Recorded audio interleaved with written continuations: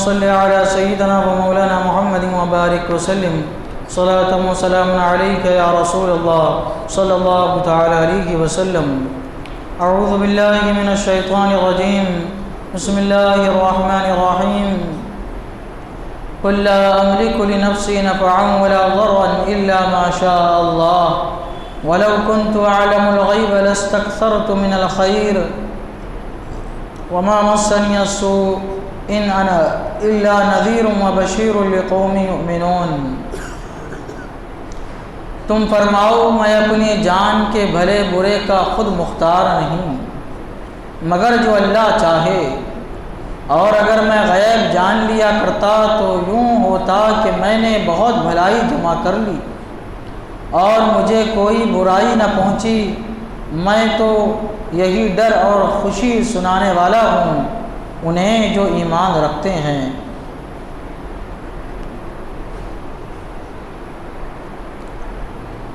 اس آیت کریمہ کے دو شان نزول بیان کیے جاتے ہیں.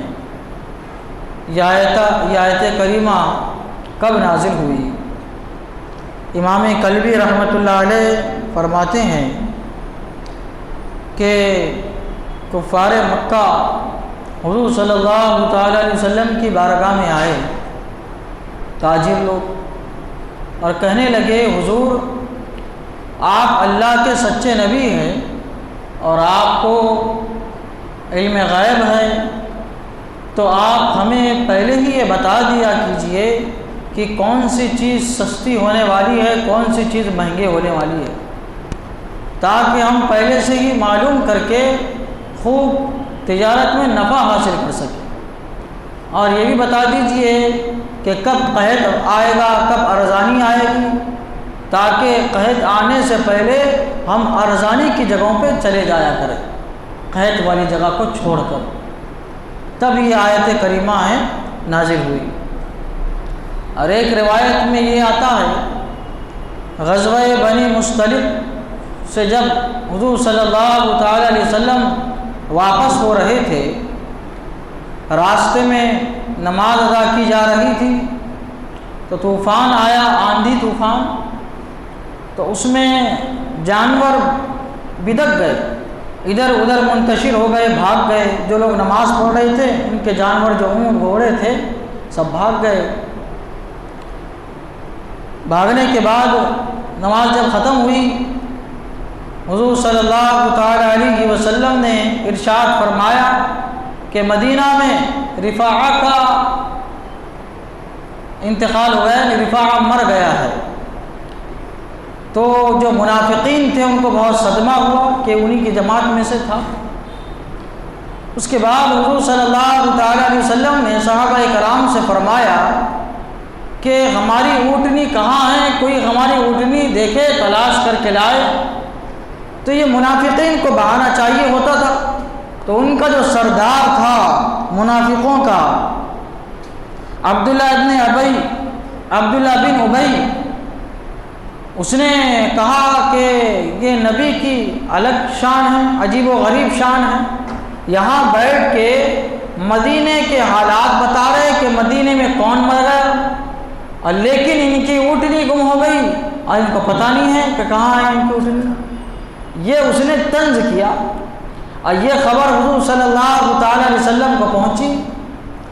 تو آپ نے ارشاد فرمایا کہ کچھ لوگ ہمارے علم کے بارے میں گفتگو کر رہے ہیں، جاؤ فلاں پہاڑی کے فلاں جانب ہماری اونٹنی درخت میں پھنسی ہوئی ہے، وہ نکل نہیں پا رہی، جاؤ وہاں جا کے اس کو لے کے آؤ.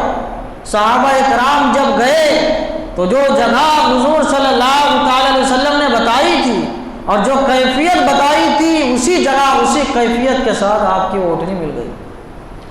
تب یہ اللہ تبارک و تعالیٰ نے آیت کریمہ نازل فرمائی. اللہ تعالیٰ فرماتا ہے، قُلْ لَا أَمْلِكُ لِنَفْسِي نَفْعًا وَلَا ضَرًّا إِلَّا مَا شَاءَ اللَّهُ. تم فرماؤ میں اپنی جان کے بھلے برے کا خود مختار نہیں مگر جو اللہ چاہے. یہ عاجز انکساری والا قول ہے. اللہ تعالیٰ فرما رہا ہے، اے محبوب تم فرماؤ، میں نہیں کہوں گا، اور نہ کسی امتی کے لائق ہے کہ یہ کہے اے میرے نبی، اے میرے محبوب، تم بطور عاجزی انکساری آپ اپنی زبان سے کہیے، یہ آپ کی زبان کے لائق ہے لیکن دوسرے زبان کے لائق نہیں ہے۔ کبھی بھی اللہ تبارک و تعالیٰ نے حضور صلی اللہ تعالی علیہ وسلم کے بارے میں یہ نہیں فرمایا کہ یہ نہیں جانتے، یہ نہیں جانتے، یہ نہیں کر سکتے۔ نہ کبھی اللہ تعالیٰ نے اپنے بندوں کو حکم دیا کہ تم میرے نبی کے بارے میں یہ کہو کہ یہ نبی ایسا نہیں کر سکتے، یہ نبی یہ نہیں جانتے۔ کبھی اللہ تعالیٰ نے یہ نہیں فرمایا۔ اور یہ جو آیا ہے اس طریقے کی باتیں کہ کہو کہ میں بشر ہوں، کہو کہ میں نفع نقصان کا مالک نہیں ہوں، تو اس سے پہلے اللہ تعالیٰ نے فرمایا اے محبوب تم اپنی زبان سے کہو، میں نہیں کہوں گا اور نہ ہی میرا کوئی بندہ یہ کہہ سکتا ہے، بلکہ تم اپنی زبان سے عاجز و انکساری کے طور پر کہو۔ یہ کیوں ہوا؟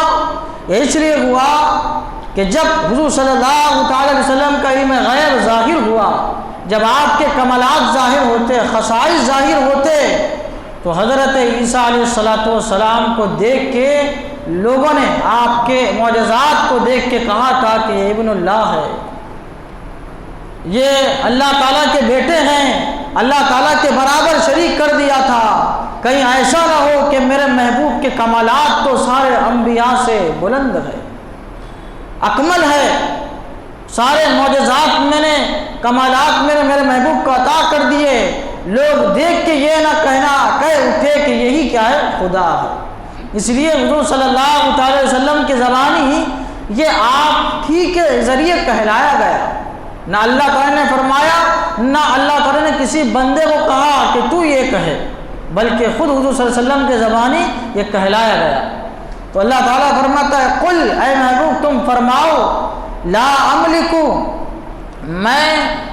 املکو لنفسی، میں اپنی جان کے لیے مالک نہیں ہوں، میں اپنی جان کے لیے مالک نہیں ہوں، یعنی میری ملکیت جو ہے، جن چیزوں کا میں مالک ہوں وہ ذاتی مالک نہیں ہوں جیسا کہ اللہ تعالیٰ ہے، بلکہ جن چیزوں کا میں مالک ہوں، مختار ہوں، محض اللہ تبارک و تعالیٰ کے فضل و کرم سے۔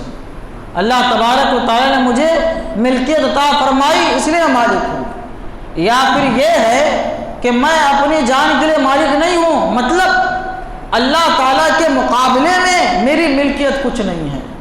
حقیقی مالک اور جیسا اللہ تعالیٰ مالک ہے ویسا میں مالک نہیں ہوں۔ یا پھر یہ قول جیسے کہ میں نے بتایا عاجزی انکساری کے طور پر یہ کہلایا گیا کہ محبوب آپ فرما دیجئے، لوگ شک و شبہ میں نہ رہے کہ اتنے بڑے کمالات کے جو مالک ہوں گے وہ کیا ہو سکتے ہیں۔ اللہ تعالیٰ نے فرمایا اے محبوب تم فرماؤ لا املک لنفسی، میں اپنے جان کے لیے مالک نہیں ہوں، نفع ولا ضرا، نفع اور نقصان کا، بھلے برے کا میں مالک نہیں ہوں۔ بھلے برے سے مراد، نفع نقصان سے مراد وہی جو کفار مکہ عرض لے کے آئے تھے کہ بتا دیجئے کہ کب ارزانی ہوگی، کب قحط ہوگا، کب مال سستا ہوگا، کب مال مہنگا ہوگا، یہ بتا دیجئے۔ تو یہ نفع نقصان کا میں مالک نہیں ہوں، یا نفع نقصان سے مراد وہ نفع نقصان ہے، یا پھر ہر قسم کا دنیاوی نفع و نقصان مراد ہے، جو بھی نفع ہو، جو بھی نقصان ہو، وہ نفع و نقصان جو ہے مراد ہو، یا پھر دینی نفع و نقصان یہاں پہ مراد ہے کہ میں اس شخص کے سامنے تبلیغ کروں گا تو وہ ایمان لائے گا، اور اس شخص کے سامنے میں تبلیغ نہیں کرتا کہ وہ ایمان لانے والا نہیں ہے، تو یہ نفع و نقصان مراد ہے، دینی نفع و نقصان، یہ بھی کیا ہے مراد ہو سکتا ہے۔ یا یہ مراد ہے کہ میں اپنی ذات سے کسی چیز کے نفع نقصان کا مالک نہیں ہوں، یا پھر یہ مراد ہے کہ اللہ تبارک و تعالیٰ نے مجھے جو نیکیوں کی توفیق عطا فرمائی ہے محض اپنے فضل و کرم سے عطا فرمائی ہے، میں اپنی ذات سے اپنے اچھے اعمال کرنے پر قادر نہیں ہوں۔ یہ کیا ہے نفع سے مراد یہ ہے۔ اللہ تبارک و تعالیٰ خیر فرماتا ہے تم فرماؤ اپنی جان کے بھلے برے کا خود مختار نہیں میں، الا ماشاء اللہ، مگر جو اللہ چاہے، مگر جو اللہ چاہے۔ دیکھیے ایک طرف تو اللہ تعالیٰ فرما رہا ہے کہ اے محبوب تم کہو، تم اپنی زبان سے کہو، نہ میں کہوں نہ بندہ کہے، آپ اپنی زبان سے کہیے کہ میں نفع و نقصان کا مالک نہیں ہوں، لیکن اس کے بعد استثناء بھی ہو جا رہا ہے مگر جو اللہ چاہے، یعنی ایسا نہیں ہے کہ آپ بالکل ہی نفع و نقصان کے مالک نہیں ہیں، بلکہ اللہ تعالیٰ نے یہ بھی استثناء کر دیا، کوئی یہ نہ کہے جیسا کہ آج کے زمانے میں لوگ کہتے ہیں کہ نبی جو ہے کسی بھی چیز کا مالک و مختار نہیں ہے۔ تو اللہ تعالیٰ نے یہ کفار و مشرکین کو بھی قدقن لگایا، یہ بد مذہب کو بھی قدقن لگایا، اور جو آپ کے عشق محبت عقیدت میں حد سے بڑھ جائے ان پہ بھی قدقن لگایا، کہیں یہ حد سے بڑھ کے معاذ اللہ تعالیٰ کے برابر نہ شریک کر دے، قدقن سب کو لگی۔ اللہ تعالیٰ فرماتا ہے آپ یہ بھی فرما دیجئے اور یہ بھی فرما دیجئے کہ میں کسی چیز کا مالک و مختار نہیں ہوں نفع کا، یہ بھی آپ فرما دیجئے، اور ساتھ ہی یہ بھی فرما دیجئے الا ماشاء اللہ، مگر جو اللہ تبارک و تعالیٰ چاہے۔